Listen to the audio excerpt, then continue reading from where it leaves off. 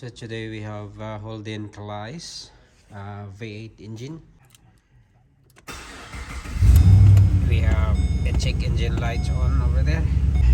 There's a misfiring on the engine, so let's have a look. The VCI is already hooked up.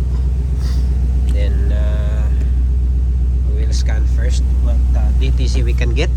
So meron tayong cylinder number 3 misfire, injector circuit malfunction, and P0300 random cylinder misfire. So check natin yung spark ng cylinder number 3.